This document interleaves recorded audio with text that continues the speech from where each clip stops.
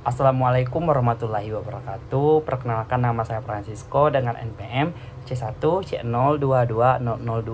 Saya berasal dari kelas 4B akuntansi. Nah, di sini saya akan menjelaskan materi tentang current liability atau biasa kita kenal dengan sebutan liabilitas jangka pendek.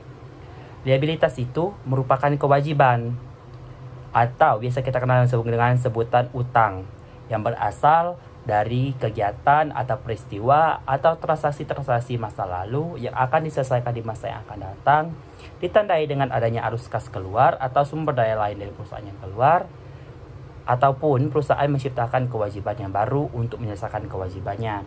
Berbicara tentang liabilitas jangka pendek hanya berbicara tentang masalah waktu. Maksudnya di sini liabilitas jangka pendek ini merupakan kewajiban perusahaan kini. Artinya perusahaan wajib membayar atau wajib menyelesaikan kewajibannya dalam kurun waktu kurang dari 1 tahun atau 1 periode atau dalam 1 siklus operasi normal perusahaan tersebut. Kemudian liabilitas jangka pendek ini memiliki beberapa jenis nih, seperti utang usaha. Utang usaha ini muncul dari kegiatan utama atau kegiatan operasional perusahaan. Kemudian ada utang pajak. Utang pajak ini merupakan utang perusahaan kepada negara. Kemudian ada utang dividen. Nah, utang dividen ini merupakan utang perusahaan kepada para pemegang saham. Nah, maksudnya di sini adalah pembagian untuk dividennya. Kemudian ada utang wesel bayar jangka pendek.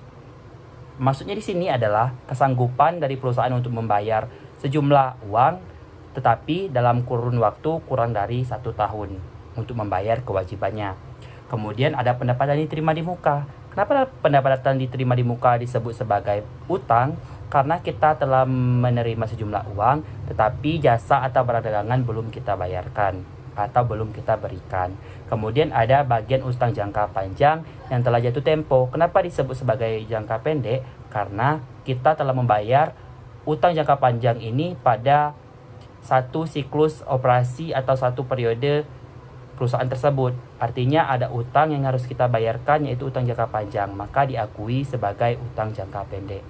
Untuk contohnya kita bisa masuk ke utang usaha. Misalkan perusahaan dagang membeli barang dagangan secara kredit. Artinya perusahaan dagang mengakui adanya penambahan barang dagangan, tetapi di lain sisi perusahaan juga mengakui adanya penambahan utang, yaitu utang usaha yang dicatat di sebelah kredit, yaitu saldo normalnya di sebelah kredit.